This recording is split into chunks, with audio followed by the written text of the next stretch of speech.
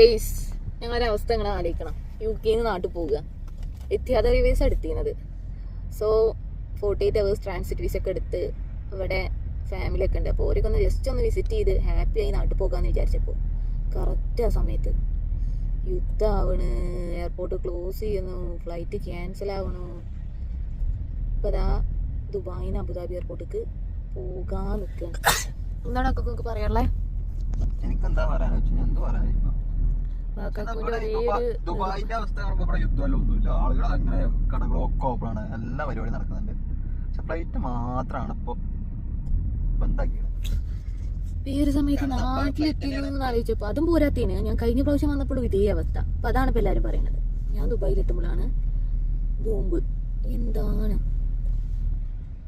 ഇപ്പൊ എയർപോർട്ടിലെത്തി ഓരോ അധികം അക്കോമഡേഷൻ സെറ്റാക്കി തരുമോ? ഇനി എത്ര ദിവസം അവിടെ നിൽക്കേണ്ടിയിരുന്നു യാതൊരു പിടുത്തമില്ല.